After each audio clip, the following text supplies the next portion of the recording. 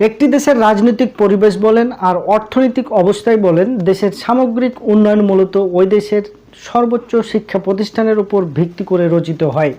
কারণ ওই প্রতিষ্ঠানগুলো থেকেই অভিজ্ঞ, জ্ঞানী এবং মননশীলতার পরিচয় বহন করে এইরকম ব্যক্তিবর্গই প্রতি বছর একটা মূল্যবান ডিগ্রি নিয়ে বের হয়ে থাকেন। আর যেহেতু ওই ব্যক্তিগুলো দেশের বিভিন্ন গুরুত্বপূর্ণ পদে অধিষ্ঠিত হবেন, তাই তাদেরকে যে প্রতিষ্ঠান তৈরি করে এদেশের অভ্যন্তরে অথবা বৈদেশিক পরিমণ্ডলে দেশের জন্য অথবা বিশ্বের জন্য কতটুকু ভূমিকা রাখছে সেটি নির্ভর করে ওই ব্যক্তি যে প্রতিষ্ঠানে লেখাপড়া করেছে সেই প্রতিষ্ঠানের উপর। তাই একটি দেশকে উন্নতির শিখরে পৌঁছাতে হলে দেশের অভ্যন্তরে প্রতিষ্ঠিত সর্বোচ্চ শিক্ষাপীঠ বিশ্ববিদ্যালয়গুলোর দিকে সরকারের নজর দেওয়া অত্যন্ত জরুরি। বিশ্বের উন্নত দেশের যাবতীয় কার্য পরিকল্পনা এই বিশ্ববিদ্যালয়গুলো থেকেই মূলত রচিত হয়। সুতরাং দেশ জাতিকে বিশ্বের কাছে তুলে ধরতে চাইলে এই ইউনিভার্সিটিগুলোতে পড়াশোনার এনভায়রনমেন্ট গড়ে তুলতে হবে এবং ছাত্রছাত্রী, শিক্ষক ও গবেষকদের গবেষণা করার পরিবেশ তৈরি করে দিতে হবে। অথবা এ সকল কাজে শিক্ষকদের ইন্সপায়ার করা একটি দেশের নৈতিক দায়িত্ব বলে আমি মনে করি। তো যেহেতু এই বিশ্ববিদ্যালয়গুলোই একটি দেশের সার্বিক কল্যাণ বয়ে নিয়ে আসতে পারে, তাই বিশ্বের কোনো বিশ্ববিদ্যালয় তার নিজ দেশের বা বিশ্বের জন্য কতটুকু ভূমিকা পালন করছে সেটাকে বিবেচনা করে প্রতি বছর একটি র্যাঙ্কিং প্রকাশ করা হয়। আমি মূলত আজকের ভিডিওটিতে বিশ্বের ইউনিভার্সিটিগুলোর র্যাঙ্কিং ফ্যাক্টর নিয়ে আলোচনা করব। আমার এই ভিডিওটি একটু লং হবে, যা হয়তোবা আপনাদের নিকট বোরিং লাগতে পারে। যদি আপনি কিছু জানতে চান অথবা সেখান থেকে কোনো জ্ঞান অর্জন করতে চান তাহলে আমার এই ভিডিওটির সাথে থাকবেন। আর যারা টক্সিক বিনোদন বা টক্সিক ভিডিও খুঁজছেন তারা এখনই আমার এই ভিডিওটি স্কিপ করুন বা স্ক্রল করে চলে যেতে পারেন। তো আমি যে বিষয়টি নিয়ে আলোচনা করছিলাম, আন্তর্জাতিক র্যাঙ্কিংয়ে দেশের বিশ্ববিদ্যালয়গুলোর অবস্থান নিয়ে নীতি নির্ধারকদের তেমন মাথা ব্যথা না থাকলেও জ্ঞানী গুণী এদেশের যারা শিক্ষিত মহল তারা কিন্তু অত্যন্ত সচেতন। বিশ্বে প্রতিনিয়ত প্রভাবশালী র্যাঙ্কিং প্রতিষ্ঠানগুলোর ফলাফল প্রকাশিত হলে গরম হয়ে ওঠে আমাদের দেশের এই সামাজিক মিডিয়াগুলো। কিছু কিছু প্রিন্ট এবং ইলেকট্রিক মিডিয়া বেশ গুরুত্ব সহকারে প্রকাশ করে এগুলোর ফলাফল। তবে বিশ্ববিদ্যালয়গুলোর র্যাঙ্কিং কিভাবে করা হয় সে সম্পর্কে অনেকের স্পষ্ট ধারণা নেই। আমার এই ভিডিওটিতে দুটি বিষয় নিয়ে আলোকপাত করব, কিভাবে বিশ্ববিদ্যালয়গুলো র্যাঙ্কিং করা হয়, আর দ্বিতীয়ত হচ্ছে কিভাবে আমাদের দেশের বিশ্ববিদ্যালয়গুলোকে বর্তমান অবকাঠামোর সামান্য পরিবর্তন করে র্যাঙ্কিংয়ে এগিয়ে আসতে পারে সে বিষয়টিকে তুলে ধরব আজকের এই ভিডিওটির মাধ্যমে। তো চলুন দেখা যাক কিভাবে এই বিশ্ববিদ্যালয়গুলোর র্যাঙ্কিং করা হয়।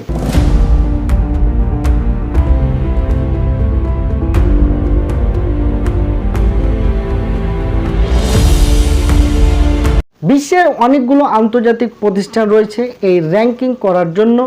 তার মধ্যে বৈশ্বিক র্যাঙ্কিংয়ের জন্য সবচেয়ে প্রতিষ্ঠিত ও প্রভাবশালী র্যাঙ্কিং তৈরি করে থাকেন কোয়ালি সিমন্স অর্থাৎ QS, Times Higher education THE এবং সাংহাই র্যাঙ্কিং কনসালটেন্সি, যেটাকে academic ranking of world universities ARW নামে পরিচিত। অর্থাৎ র্যাঙ্কিং করার ক্ষেত্রে এই তিনটি প্রতিষ্ঠান QS, Quacquarelli Symonds, time higher education THE, ARW academic ranking of world universities কাজ করে থাকেন। এছাড়াও আরও প্রায় 20টির মতো বৈশ্বিক র্যাঙ্কিং প্রতিষ্ঠান রয়েছে আমাদের এই বিশ্বে। কিউএস, THE এবং ARW সহ প্রায় সব প্রতিষ্ঠানই গবেষণায় বিশ্ববিদ্যালয়গুলোর কৃতিত্বের বিষয়ে গুরুত্ব দিয়েই এক একটি প্রতিষ্ঠান এক এক ধরনের পারফরমেন্সকে ইন্ডিকেটর হিসেবে ব্যবহার করে থাকেন। তো আমাদের আলোচনা সুবিধার্থে THE, কিউএস এবং ARW সিস্টেমের মধ্যে মিথস্ক্রিয়া না ঘটিয়ে আমি শুধুমাত্র QS, Quacquarelli Symonds world university system নিয়ে আলোচনা করব। অর্থাৎ কিউএস ওয়ার্ল্ড ইউনিভার্সিটি র্যাঙ্কিং বিশ্ববিদ্যালয়গুলো সমূহের ক্রম নির্ধারণ করার জন্য 6টি সূচক বা ইন্ডিকেটরকে মেন ফ্যাক্টর হিসেবে বিবেচনা করে থাকেন। প্রথম সূচক reputation of teachers or researcher, দ্বিতীয়ত হচ্ছে reputation of employer and recruitment, তৃতীয়ত হচ্ছে টিচার স্টুডেন্ট রেশিও, চতুর্থত হচ্ছে number of citation for teacher or researcher, পঞ্চম international teacher researcher ratio and ষষ্ঠ হচ্ছে ইন্টারন্যাশনাল স্টুডেন্ট রেশিও। এই 6টি সূচক বা ইন্ডিকেটরকে স্টেপ বাই স্টেপ আলোচনা করার মাধ্যমে তুলে ধরব কিভাবে ইউনিভার্সিটিগুলোকে র্যাঙ্কিং করা হয়। উপরোক্ত যে 6টি সূচক রয়েছে তাদের মোট স্কোর হচ্ছে 100। আমরা প্রথমে যে সূচকটি উল্লেখ করেছিলাম reputation of teacher or researcher, এটি অত্যন্ত গুরুত্বপূর্ণ এই 6টি সূচকের মধ্যে, কারণ এর স্কোর ধরা হয়েছে 40% বা 40% এই সূচকটাকে মার্ক দেওয়া হয়ে থাকে। তো রিপুটেশন অফ টিচার ও রিসার্চার এই স্টেপটি কি তা মূলত আমরা বিস্তারিত জেনে নেব এই ভিডিওটির মাধ্যমে। কোনো বিশ্ববিদ্যালয়কে যদি র্যাঙ্কিং লিস্টে আসতে হয় তাহলে এই প্রতিষ্ঠানের শিক্ষক এবং গবেষকদের সুনাম কতটুকু আছে তার একটি পরীক্ষায় উত্তীর্ণ হতে হয়। একাডেমিক জরিপের উপর নির্ভর করে এই সূচকের মান নির্ধারণ করা হয়। এই জরিপের জন্য সারা বিশ্বের বিশ্ববিদ্যালয় থেকে 80,000 অভিজ্ঞ শিক্ষক ও শিক্ষাবিদদের নিয়োগ করা হয় এবং তাদের কাছ থেকে জানতে চাওয়া হয় তাদের নিজের গবেষণার বিষয়ে সেরা কাজটি বর্তমানে কোন বিশ্ববিদ্যালয় করছেন। এই 80,000 শিক্ষক গবেষকরা প্রত্যেকে নিজ দেশের সর্বোচ্চ 10টি এবং আন্তর্জাতিক শিক্ষা প্রতিষ্ঠানের সর্বোচ্চ 30টি নামের একটি তালিকা পাঠান কিউএস ওয়ার্ল্ড ইউনিভার্সিটি র্যাঙ্কিং প্রতিষ্ঠানকে। তবে বলে রাখা ভালো, এই 80,000 শিক্ষক গবেষকরা নিজ দেশের বিশ্ববিদ্যালয় বা নিজ বিশ্ববিদ্যালয়ের নাম তালিকাভুক্ত করতে পারবেন না। একাডেমিক রিপুটেশন এর 40% পয়েন্ট দেওয়ার কারণ হলো এতে করে সারা বিশ্বের গবেষকদের মতামত পরিলক্ষিত হয়। 2020 সালে প্রায় 1 লাখ গবেষক ও শিক্ষাবিদ এই জরিপে অংশ নিয়েছিল। 40% এই পয়েন্টের জন্য ভালো করতে হলে গবেষণা খাতে প্রচুর বরাদ্দ রাখা দরকার। এশিয়া মহাদেশের একটি ছোট্ট দেশ এই বাংলাদেশ, যা স্বাধীনতা পরবর্তী সময় থেকে আজ পর্যন্ত কোনো বিশ্ববিদ্যালয় এই র্যাঙ্কিং লিস্টে আসতে পারেনি। তারপরও দেশের সবচেয়ে ভালো ইউনিভার্সিটি হিসাবে ঢাকা বিশ্ববিদ্যালয়কে প্রাচ্যের অক্সফোর্ড হিসাবে অভিহিত করে থাকি আমরা। তো দেশের প্রাণকেন্দ্রে অবস্থিত ঢাকা বিশ্ববিদ্যালয়, উত্তরবঙ্গের একটি সুনামধন্য ইউনিভার্সিটি রাজশাহী বিশ্ববিদ্যালয়, এছাড়া চট্টগ্রাম বিশ্ববিদ্যালয় বা সিলেট বিশ্ববিদ্যালয়গুলো কেন এই র্যাঙ্কিং লিস্টে আসতে পারছে না তার দিকে একটু দৃষ্টিপাত করা যাক। প্রথমত, আমাদের দেশের বিশ্ববিদ্যালয়গুলোতে কোনো বিষয়কে নিয়ে গবেষণা করার মতো একাডেমিক অবকাঠামো নেই।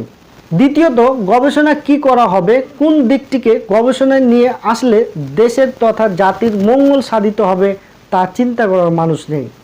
তৃতীয়ত হলো, এ সকল গবেষণা কার্য পরিচালনা করার মতো আমাদের দেশের সামর্থ্য নেই বা এ সকল কাজে বরাদ্দ রাখার মতো সরকারের সদিচ্ছাও নেই।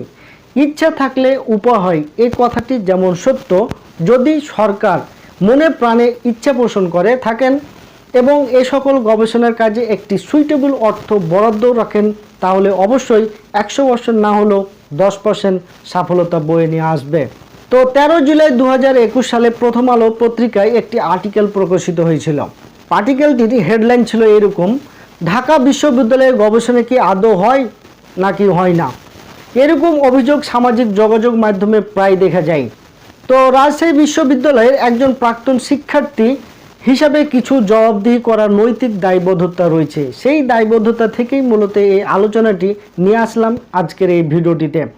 শুধু সামাজিক যোগাযোগ মাধ্যম নয়, প্রিন্ট এবং ইলেকট্রিক মিডিয়ায় বিভিন্ন আলোচনায় বারবার উঠে আসে ঢাকা বিশ্ববিদ্যালয়ে গবেষণা না হওয়ার কথা। বেশিরভাগ সময় আলোচনায় উঠে আসে গবেষণা কেন্দ্রিক শুধু সমস্যা নিয়েই, অথচ এসব সমস্যার অবকাঠামোগত কারণ অথবা টেকসই সমাধান নিয়ে আলোচনা খুব কম হয়। তো ঢাকা বিশ্ববিদ্যালয় কি আসলেই গবেষণা হয় না, নাকি গবেষণা হলেও তার প্রচার হয় না?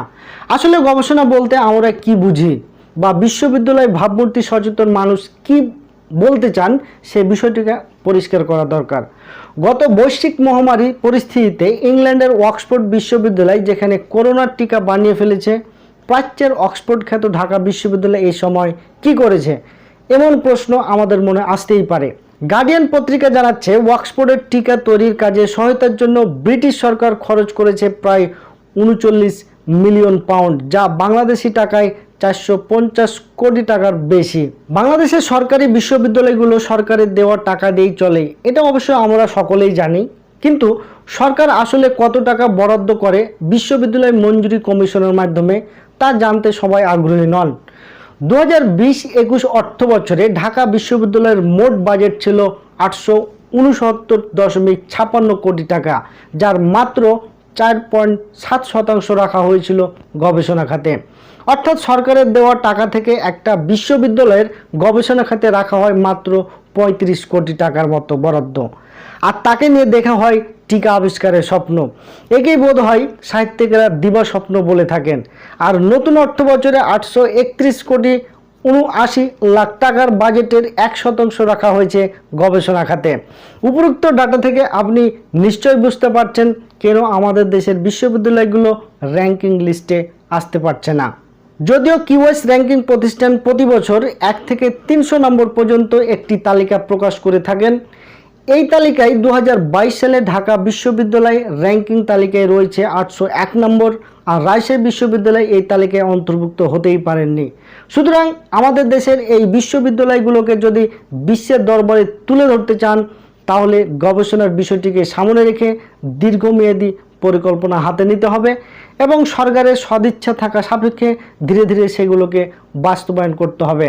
আজকের এই ভিডিওতে মূলত আমি কিউএস র্যাঙ্কিং ফ্যাক্টর নিয়ে আলোচনা করছিলাম, বা আন্তর্জাতিক যে র্যাঙ্কিং প্রতিষ্ঠানটি রয়েছে সেই প্রতিষ্ঠানের যে ক্রাইটেরিয়া রয়েছে সেই 6টি ক্রাইটেরিয়ার প্রথম ক্রাইটেরিয়াটি আলোচনা করলাম, reputation of teachers and researcher. অর্থাৎ আপনার বিশ্ববিদ্যালয় বা আপনার দেশে অবস্থিত বিশ্ববিদ্যালয়গুলোর শিক্ষক এবং গবেষকদের গবেষণা খাতে তাদের কতটুকু সুনাম রয়েছে, বা তারা কোন খাতকে বেশি প্রাধান্য দিয়ে কোনো গবেষণায় নতুন কিছু উদ্ভাবন করতে পারছেন কিনা, সেই বিষয়গুলো আমি তুলে ধরছি আজকের এই ভিডিওটিতে। তো এই র্যাঙ্কিং ফ্যাক্টরের যে 6টি সূচক রয়েছে, এই 6টি সূচকের প্রথম সূচকটি আমি আজকের এই ভিডিওটিতে আলোচনা করলাম। পরবর্তী ভিডিওটিতে এই 6টি সূচকের যে 5টি সূচক অবশিষ্ট থাকলো সেগুলো নিয়ে আসতে যাচ্ছি। তো আমার এই ভিডিওটি যদি আপনাদের ভালো লেগে থাকে, বা বিশ্ববিদ্যালয়ের র্যাঙ্কিং ফ্যাক্টরের বিষয়টি জানার পর যদি আপনার মনে আরও কিছু প্রশ্ন জেগে থাকে, তাহলে অবশ্যই আমাকে কমেন্ট সেকশনে জানাবেন, আমি সেগুলোর সমাধান দেওয়ার চেষ্টা করব। তো আমার এই ভিডিওটি যদি আপনাদের সত্যিকারে ভালো লেগে থাকে, তাহলে অবশ্যই আমার চ্যানেলের সাথে থাকবেন এবং আমার চ্যানেলটিকে সাবস্ক্রাইব করবেন এবং পাশে বেল আইকনটিকে প্রেস করে দেবেন পরবর্তী ভিডিওর নোটিফিকেশান পাওয়ার জন্য। সকলেই ভালো থাকবেন, সুস্থ থাকবেন। দেখা হতে যাচ্ছে পরবর্তী কোনো ভিডিওতে। সকলকেই ধন্যবাদ।